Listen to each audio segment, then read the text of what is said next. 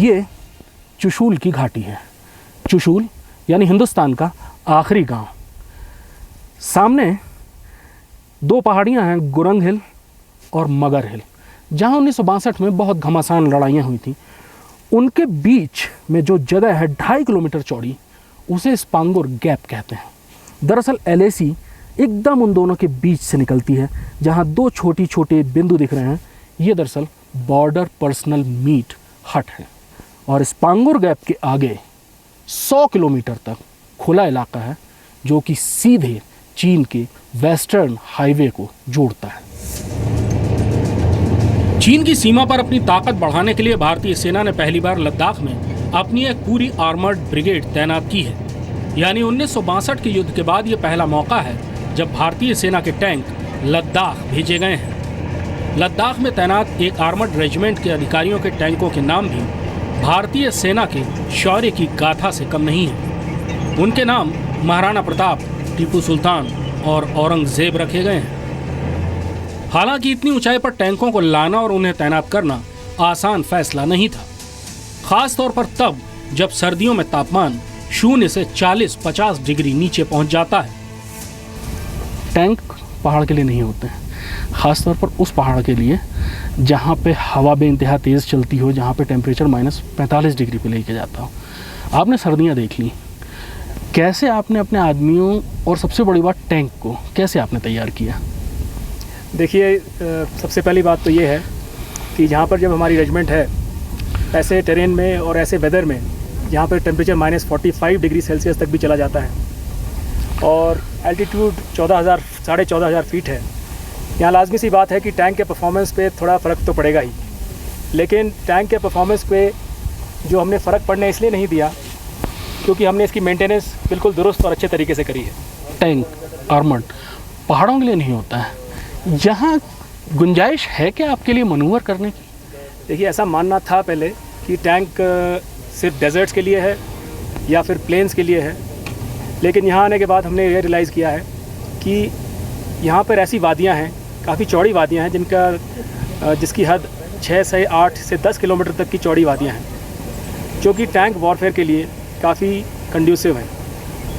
इन वादियों में दो पहाड़ों के बीच में जो आप देख रहे हैं, डिस्टेंस काफ़ी होने के कारण काफ़ी फ्लैट एरिया भी है। इस फ्लैट एरिया में टैंक का मूवमेंट का कोई प्रॉब्लम नहीं है। इतनी सर्दी में टैंकों का खास ख्याल भी रखना पड़ता है। विशेष किस्म के लुब्रिकेंट्स और फ्यूल भी सर्दियों की रात में टैंकों के इंजन में जम जाते हैं, इसलिए रात को 2 बार इन टैंकों को स्टार्ट किया जाता है। ऊंचाई बहुत ज़्यादा है, टेम्परेचर बहुत कम है और ऑक्सीजन बहुत कम है। तो इसके लिए जब हमारे ट्रूप्स इंडक्ट होते हैं इस एरिया के अंदर, तो उनका एक बहुत ही साइंटिफिक तरीके से एक एक्लिमेटाइजेशन होता है। इंसान को तो ढाला जा सकता है, मशीन इस टेम्परेचर और इतनी कम ऑक्सीजन में कैसे काम करती है? देखिए, मशीन को मेंटेन करने के लिए हमें भी मेहनत करनी पड़ती है। मशीन के अंदर जो इसके ऑयल्स एंड ल्यूब्स होते हैं वो अलग अलग ग्रेड के होते हैं। तो इस तरह हम मेहनत करते हैं और हम इसमें ऑयल्स और ल्यूब्स चेंज करते रहते हैं, टाइम से इसका मेंटेनेंस करते रहते हैं, तो मशीन भी काम करती है हमारी तरह। बात केवल मशीन की ही नहीं है, मशीन के पीछे बैठे सैनिक को भी मौसम का सामना करने के लिए खास तौर पर तैयार रहना पड़ता है। सर, हमने आर्मी ज्वाइन करने से पहले यहाँ आने वाली परेशानियों के बारे में नहीं सोचा था। हमने आर्मी को ज्वाइन करने के बाद में देश की सेवा करने के लिए आर्मी ज्वाइन की थी, जिस ड्यूटी को हम आज भी सच्चाई और ईमानदारी के साथ निभा रहे हैं, किसी भी टाइम, या मौसम या दुश्मन सर। और कारगिल वार इस चीज़ का एक बहुत बड़ा उदाहरण है कि हमारे साथी ऊपर बैठे हुए दुश्मन है, फिर भी नीचे से साथी जा रहे हैं विदाउट किसी सपोर्ट के, किसी उसके, और वो ऊपर चढ़ रहा है। एक सोचने वाली बात है, बहुत बड़ा उदाहरण है। और मैं जब भी अपनी ड्यूटी देता हूँ तो एक फटीक के तौर पर नहीं देता सर, उस ड्यूटी को ये सोच के देता हूँ, मुस्तैदी के साथ देता हूँ कि मेरे देशवासी मेरी ड्यूटी देने शांति से सो रहे हैं और शांति से जी रहे हैं। खासकर सर्दियों के टाइम पे यहाँ पे प्यास लगती नहीं है, पानी पीना निहायत ही ज़रूरी होता है। अच्छा। हाँ, यहाँ पे कम से कम 5 लीटर पानी पीना पड़ता है, नहीं तो सर दर्द और बीमारी हो जाती है। लद्दाख के दौलत बेग ओल्डी में चीन के सैनिकों के साथ 2013 में आमना सामना हो चुका है। 2014 में चुमुर में भारतीय और चीनी सैनिक आमने सामने आ चुके हैं।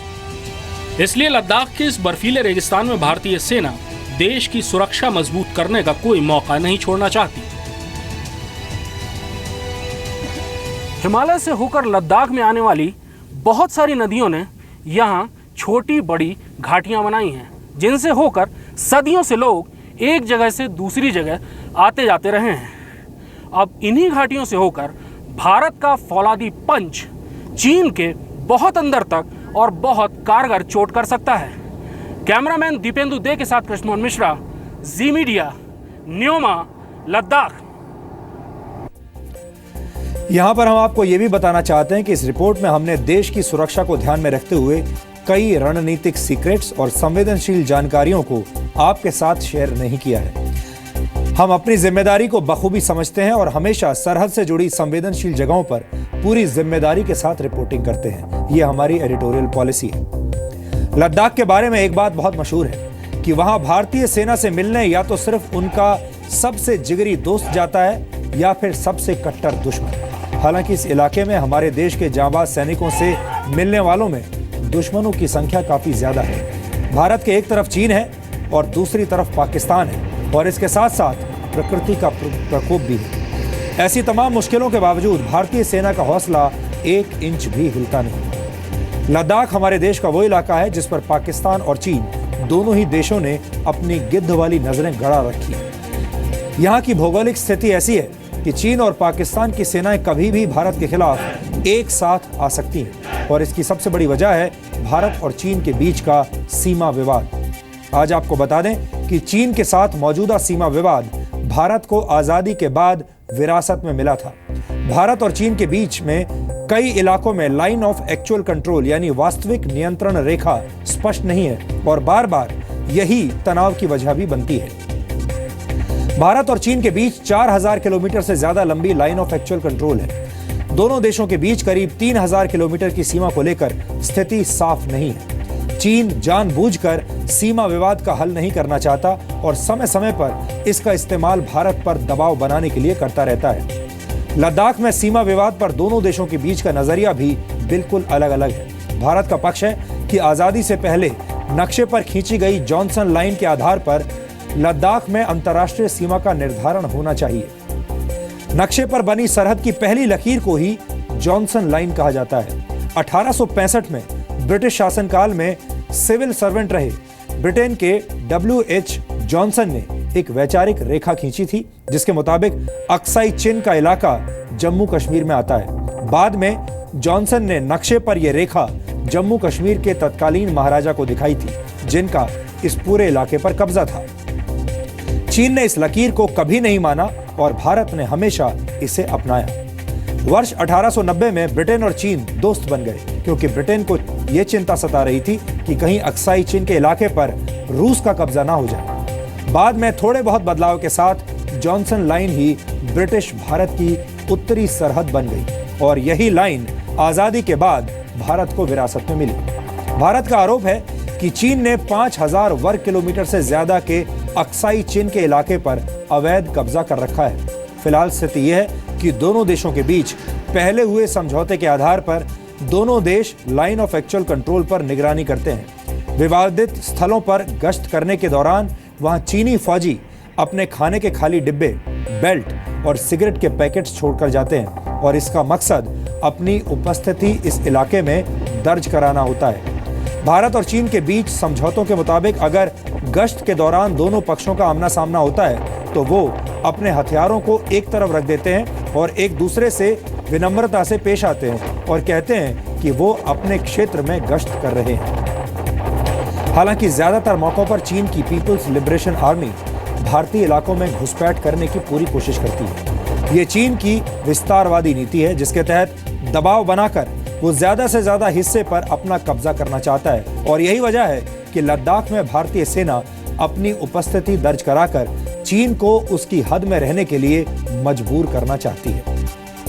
लद्दाख से जी न्यूज की देशभक्त ग्राउंड रिपोर्टिंग अभी खत्म नहीं हुई है। हमारी ये सीरीज कल भी जारी रहेगी जिसमें आप देखेंगे कि जब लद्दाख के पेंगोंग झील पर अपनी नाव में सवार होकर भारतीय सेना पेट्रोलिंग पर निकलती है तो उसी वक्त चीन के सैनिक कैसे सामने से आ जाते हैं और फिर जब दोनों सेनाओं का टकराव होता है, जो दोनों सैनिकों का टकराव होता है, तो फिर क्या होता है। 15,000 फीट की ऊंचाई पर सरहद की रखवाली का ये वीडियो विश्लेषण आपको घर बैठे गर्व से भारत माता की जय कहने का मौका देगा।